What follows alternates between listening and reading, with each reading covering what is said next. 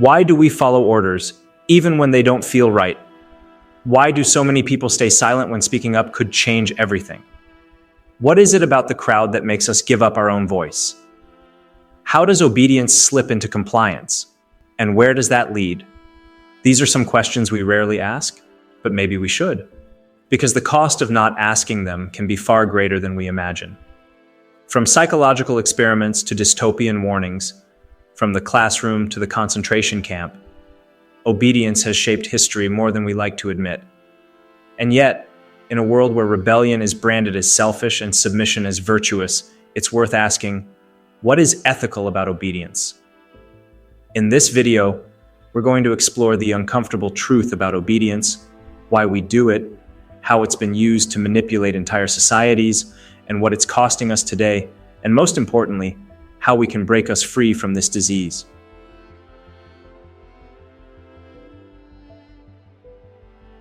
The pursuit of security creates authority, and that is why you become a slave, a cog in a machine, living without the capacity to think and create. Jiddu Krishnamurti. One of the simplest ways people obey is by just going along with the group. It sounds harmless, but it's not. In Solomon Asch's famous line experiment, participants were shown a line and asked to match it to one of 3 comparison lines. The correct answer was obvious. But what the real subject didn't know was that everyone else in the room had been told to deliberately give the wrong answer. And shockingly, many of them, just regular people, went along with the group, even when their own eyes told them something different. Why? Because deep down, most of us fear standing out. As Britannica explains, people sometimes conform to groups because they are motivated to be liked, or at least not disliked. We crave belonging, we fear rejection, and so we follow the herd, even when we disagree. This is what psychologists call normative influence.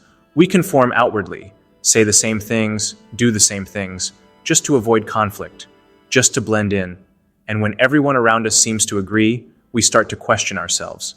Maybe they're right, maybe I'm wrong.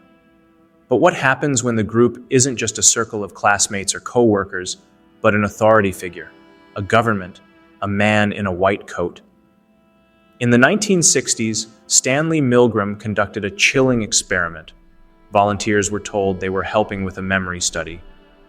They sat in front of a machine that delivered electric shocks to someone in another room, a stranger they couldn't see, but could hear. Every time the learner made a mistake, the volunteer was told to administer a stronger shock. The shocks weren't real, but the screams were. Actors played the victims. The pain sounded real. The begging felt real. And still, most people obeyed. 2/3 of Milgram's subjects delivered the highest level of shock, 450 volts, simply because a man in a lab coat told them to. Milgram concluded that people are highly influenced by authority and highly obedient. Why? Because when someone looks official, when they wear the uniform, the title, the confidence, we assume they know better. That's legitimacy of authority. And when things go wrong, we pass the blame. I was just following orders. That's diffuse responsibility. And there's another trap, gradual escalation. You start small, just one shock. No big deal. But each step builds on the last. Before you know it, you're complicit in something you never would have agreed to from the start. And then there's fear. Fear of punishment, fear of standing out, fear of being judged. Put it all together, and it becomes terrifyingly easy to control people. Not through violence, but through pressure, protocol, and perception. Of course, some obedience is necessary. We need rules to cross the street safely or build functioning societies. But the danger is when obedience becomes automatic. When we stop questioning. When we lose the ability to say no. And that's exactly what's happening in the modern world. Nietzsche saw it coming over a century ago. He warned that as society became more comfortable, more technological, more obsessed with safety and convenience, we would become weaker. Slaves to routine, slaves to machines, slaves to the opinions of others. and eventually, slaves to whatever feels easy. He called it slave morality, a mindset built not on strength, but on submission. Henry David said something related to that. Disobedience is the true foundation of liberty. The obedient must be slaves. The slave morality glorifies victimhood over responsibility. It breeds resentment and fear, not power or truth. The highest virtue becomes not standing tall, but kneeling quietly. And that kind of morality leads straight into the hands of tyranny. Because a population trained to obey will obey anything. All you need is the right costume, the right slogan, the right emergency. Today, the culture of comfort has numbed our instinct to rebel. The parts of us that once resisted, endured, or sacrificed, those parts are being sedated. The decline of courage isn't just a side effect, it's the whole point. We echo the opinions we hear, we dress like the tribe, talk like the tribe, think like the tribe, even if that tribe is marching toward madness. So when people say, how could they go along with it? The truth is, we're all wired to go along with it, unless we fight it, because the real danger isn't in obeying a red light or listening to a teacher. The real danger is when obedience becomes a default setting, when we silence our doubts, when we trade truth for approval, when we let fear, not conscience, guide our choices. That's when civilization starts to collapse, quietly, obediently. And this is what causes tyranny, a result of pathological obedience, which is what I will discuss now.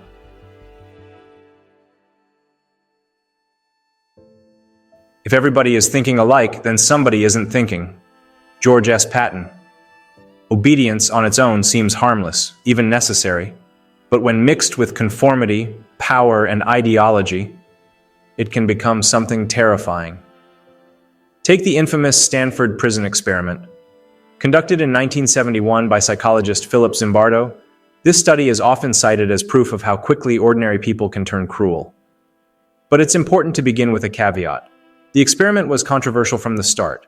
Critics argued that Zimbardo biased the outcome, nudging participants towards certain behaviors to prove a point. And they're not wrong. The setup was flawed, the methods questionable, but even so, the result wasn't irrelevant. Zimbardo took a group of young college students and randomly assigned them to play either guards or prisoners in a fake prison constructed in the Stanford Psychology building. What happened next shocked even the researchers. Within days, the guards, armed with uniforms, batons, and mirrored sunglasses, began abusing the prisoners. Verbal humiliation, sleep deprivation, psychological torment. By day 6, the abuse had escalated so alarmingly that the entire study was shut down. Zimbardo would later call it a study of what happens when a powerful authority figure imposes tyranny. It showed how quickly roles and uniforms can override personal morality. It wasn't that these young men were evil, it was that the situation was. This is the deeper lesson. It doesn't take monsters to build a nightmare. Just ordinary people, following orders, playing a role. History has proven this again and again. After World War II, Nazi officer Adolf Eichmann, who helped organize the logistics of the Holocaust, claimed he was simply following orders. Millions died, and his defense was obedience. The philosopher Hannah Arendt, observing his trial, coined the phrase, the banality of evil. Evil, she argued, is not always committed by monsters. Often it's committed by bureaucrats, by people ticking boxes, by people who obey because obedience feels easier than responsibility. What these stories reveal is something deeply disturbing. When obedience goes unchecked, it can fuel cruelty, tyranny, and dehumanization. But it's not just prisons and battlefields. Today, the architecture of obedience has moved into subtler places, into classrooms, news feeds, and algorithms. We are being trained not to think, but to follow. Modern education, rather than nurturing independent thought, often emphasizes collective norms, safe ideas, and ideological conformity. The focus is less on individual rights and more on collective comfort. Students are rewarded not for asking dangerous questions, but for repeating approved answers. This produces a phenomenon psychologists call de-individuation, where the sense of personal identity dissolves and we become just another part of the crowd. Morality becomes relative. Personal responsibility vanishes. And in its place, we follow the current, hoping to stay afloat. Dystopian fiction warned us this would happen. In Fahrenheit 451, identity theft doesn't come from hackers. It comes from the parlor TVs. People are no longer individuals. They're characters in someone else's story. Thoughts are replaced with entertainment. Questions with noise. Individuality is drowned in distraction. In Brave New World, the process is even more sinister. There, control begins before birth. Genetic engineering sorts people into castes, and social conditioning molds their desires. Rebellion isn't just punished, it's unthinkable.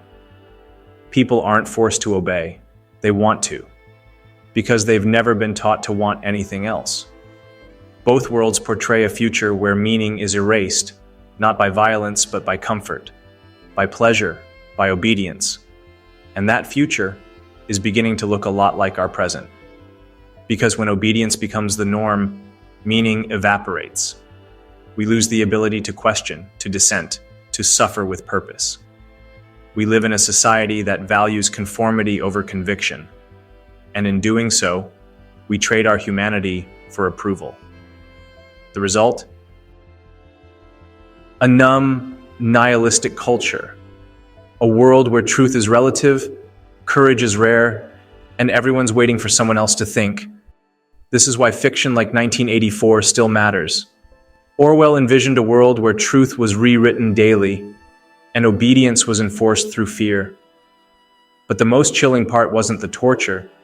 It was how willingly people accepted lies, how easily they loved their oppressor.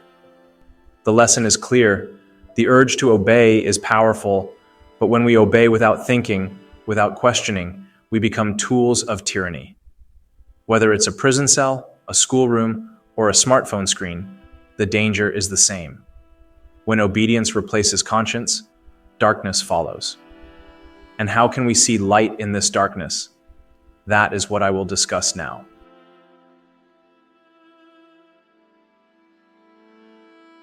Whenever you find yourself on the side of the majority, it is time to pause and reflect. Mark Twain. Obedience has a powerful pull, but it isn't destiny. The first step to freedom is awareness. Understanding the psychology of obedience gives us the power to resist it. It reminds us that good people can do bad things unless they stay conscious, mindful, and morally alert. So ask yourself, am I doing this because it's right? Or just because everyone else is? This isn't just a psychological battle. It's a philosophical one. Friedrich Nietzsche warned us against the herd mentality, the instinct to blend in, obey, and live a life of comfort and numbness.